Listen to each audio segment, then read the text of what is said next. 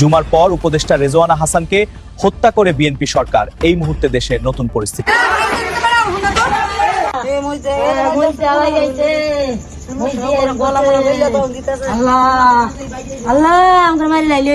কখনো যেন এই জাতীয় শক্তি মেইন স্ট্রিম না হতে পারে, আমরা সেই কাজটা করতে পেরেছি, তাদেরকে আমরা মেইন স্ট্রিম হতে দেই নাই। আমি বারবার বলেছি যে 2026 সালের 12ই ফেব্রুয়ারি যে নির্বাচনটি হয়েছে তা হয়েছে মূলত একটি সাজানো নির্বাচন। ঘুরে গেল ক্ষমতা, 53 আসনে ভোট বাতিল করলো নির্বাচন কমিশন। বিএনপি ক্ষমতা হারাতে বসেছে, কিন্তু কেন? কি কি সমস্যার কারণে বিএনপি ক্ষমতা হারাতে যাচ্ছে? প্রথম কথা হলো 1 জুলাই এবং গণভোটকে না মানা। রিজওয়ানা হাসানের বিতর্কিত মন্তব্যের জেরে আবারও রাজনীতিতে সরব জামায়াত।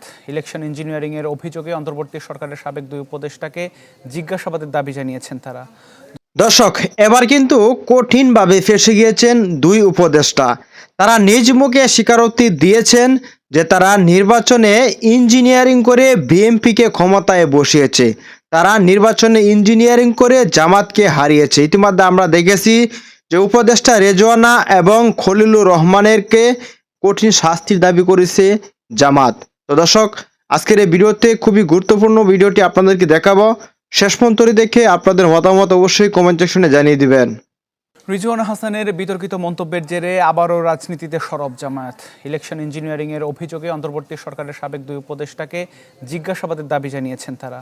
দলের সেক্রেটারি জেনারেল বলছেন রিজওয়ানার ওই বক্তব্যের বিচারিক তদন্ত করা হোক। আর খলিলুর রহমানের বিরুদ্ধে অভিযোগ, ডিপ স্টেটের চাওয়াও একটি বিশেষ দলকে সুবিধা দিয়ে বর্তমান মন্ত্রিসভায় জায়গা পেয়েছেন তিনি। একদম আম সরবে, ইফতারে হোক ঠান্ডা ঠান্ডা আম। কখনো যেন এই জাতীয় শক্তি মেইন স্ট্রিম না হতে পারে, আমরা সেই কাজটা করতে পেরেছি, তাদেরকে আমরা মেইন স্ট্রিম হতে দেই নাই। এই বক্তব্যের পর দেশের রাজনীতিতে এখন আলোচনায় অন্তর্বর্তী সরকারের সাবেক 2 উপদেষ্টা রিজওয়ানা হাসান ও খলিলুর রহমান। তাদেরকে গ্রেফতার ও জিজ্ঞাসাবাদের দাবিতে বাদ-জুমা বাইতুল মোকাররমের উত্তর গেটে জামায়াতের এই বিক্ষোভ সমাবেশ। সমাবেশে রিজওয়ানা হাসানের ওই বক্তব্যের বিচারিক তদন্ত ও সরকারের কাছে ব্যাখ্যা চান জামায়াতের সেক্রেটারি জেনারেল। বলেন, ত্রয়োদশ জাতীয় নির্বাচনে ভোট গ্রহণের পর প্রতিটি পদক্ষেপ রহস্যের জন্ম দিয়েছে। আপনি বলছেন বিরোধী দলে যদি তারা থেকেও থাকে তাদেরকে আমরা মেইন স্ট্রিমে আসতে দেইনি। What do you mean by this type of comment? বিচার বিভাগের সাথে যারা আছেন, আমি জামায়াত ইসলামীর পক্ষ থেকে তাদের কাছে দৃষ্টি আকর্ষণ করব, একটা জুডিশিয়াল ইনকোয়ারির ব্যাপারে আপনারা পদক্ষেপ গ্রহণ করুন। মিয়া গোলাম পরোয়ারের দাবি, ডিপ স্টেটের পছন্দে বর্তমান সরকারের মন্ত্রিসভায়ও জায়গা পেয়েছেন খলিলুর। ডিপ স্টেটে যারা ছিলেন, those who are policy maker, যারা পলিসি মেকিং করেন, তারাই পছন্দ করে আপনাকে পিক আপ করে আপনাকে আবার ক্যাবিনেটে নিয়ে আসছে। তার অর্থ হলো যে এখানে আসবার আগে যখন আপনি অন্তর্বর্তীকালীন সরকারের উপদেষ্টা হিসেবে দায়িত্ব পালন করছিলেন, আজকে যারা সরকার গঠন করেছেন ওই দলের যথেষ্ট উপকার আপনি ওই সময়ও করেছেন। বিক্ষোভ সমাবেশ শেষে পল্টন মোড় হয়ে বিজয়নগর পানির ট্যাঙ্কি পর্যন্ত মিছিল করে জামায়াতের নেতাকর্মীরা। এদিকে এক ফেসবুক পোস্টে জামায়াত আমির অভিযোগ করেন, রাজনৈতিক দলগুলোর সাথে কোনো আলোচনা ছাড়াই বিভিন্ন দেশের সাথে বেশ কয়েকটি চুক্তি করেছে অন্তর্বর্তী সরকার। মোহাম্মদ শফিক, চ্যানেল 20। বাংলাদেশের মানুষের ভোটাধিকারকে কুক্ষিগত করার আরেকটি অপচেষ্টা তারা করেছে।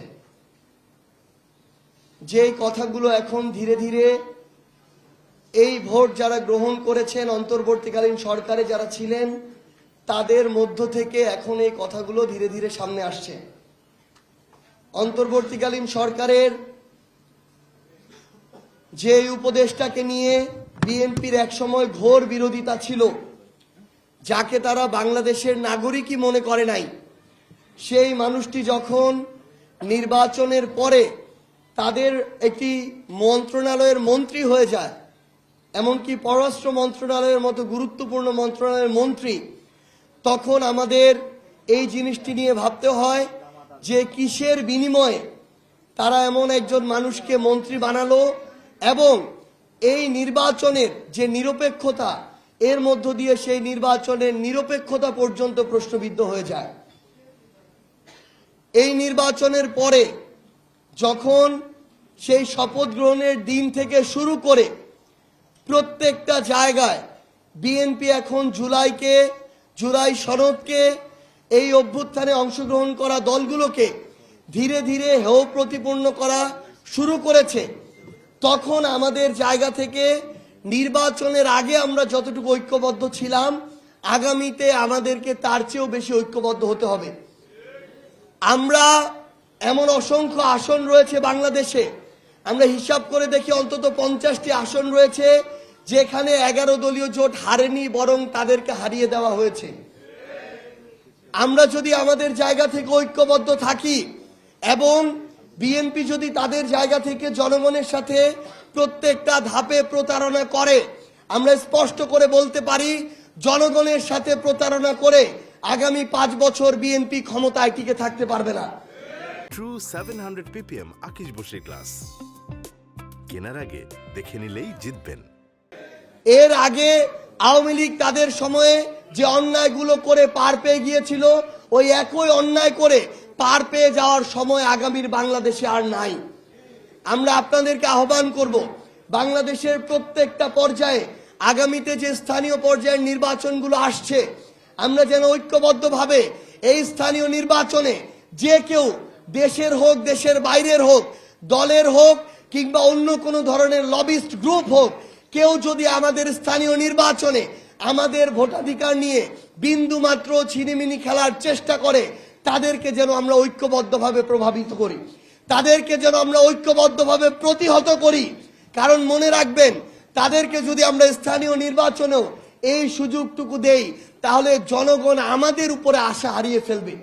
কারণ জনগণ এবার আমাদেরকে ভোট দিয়েছে, আমরা তাদের ভোটের অধিকার তাদের আশা অনুযায়ী রক্ষা করতে পারি নাই, কিন্তু আমাদের স্থানীয় নির্বাচনে এই অধিকারটুকু রক্ষা করতে হবে।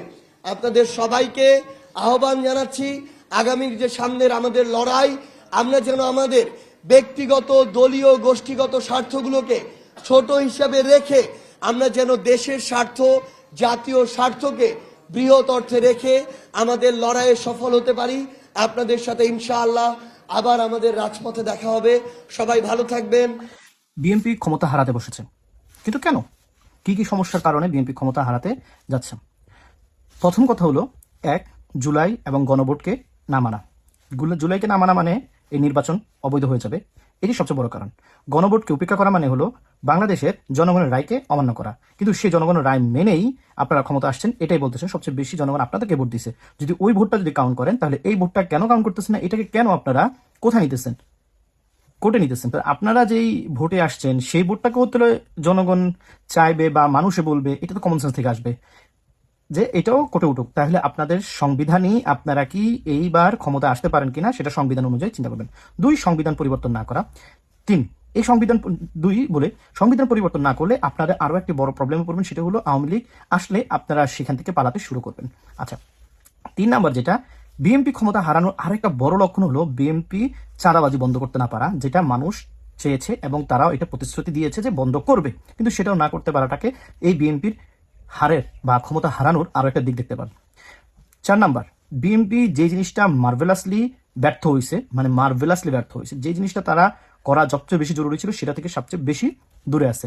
কিছু কিছু মহিলা আছে বিএনপি কে বলে যে বিএনপি নারী কর্তৃত্ব, নারীদেরকে প্রশ্রয় দেয়, নারীদেরকে ভালোবাসে, কিন্তু সেই বিএনপি হারের আরেকটি লক্ষণ বা ক্ষমতা হারানোর আরেকটি লক্ষণটা হলো বিএনপি যে সকল নারীরা ধর্ষণ হয়েছে তাদের এখনো কোনো বিচারের আওতায় আনতে পারে নাই এবং সুস্পষ্ট কোনো বিচার করতে পারে না, এবং সাথে সাথে তারা এই ধর্ষণ বন্ধ করার জন্য কোনো রকমের অ্যালার্টনেস, কোনো রকমের সতর্কতা, কোনো রকমের বার্তা, কোনো রকমের কিছুই দেয় নাই।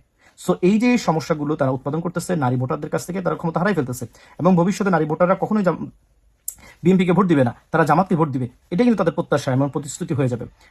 আরেকটি কারণ, মহাবড় কারণটি হলো, সেটা হলো তাদের প্রশাসন যেভাবে মানুষকে পরিবর্তন শুরু করে দিয়েছে বা যেভাবে নিজেদের লোকদেরকে বসানো শুরু করে দিয়েছে, যেটা আওয়ামী লীগ তন্ত্র হয়েছিল, সেই জায়গাটাই তারা সবচেয়ে বড় ভুল করতেছে। আর তারা এই ভুলের কারণে পরবর্তীতে তারা ক্ষমতা থাকতে চাইলেও যখন তারা লুজার হবে, যখন তারা ক্ষমতা হারাতে শুরু করতেছে অলরেডি, সে ক্ষমতা হারানোর পিছনে এটি একটি বড় কারণ। সো এই 5 থেকে 6টি কারণের মূলটাই হইল ক্ষমতা হারাবে। বিএনপি ক্ষমতা হারানো মানে জায়মাকে পালাতে হবে, আর জায়মাকে পালাতে হবে মানে তারেক রহমান। দর্শক, সম্পূর্ণ ভিডিওটি দেখলেন এবং আজকের এই ভিডিও সম্বন্ধে আপনাদের মতামত অবশ্যই কমেন্ট সেকশনে জানিয়ে দিবেন। দেখা হচ্ছে পরবর্তী ভিডিওতে। আসসালামু আলাইকুম।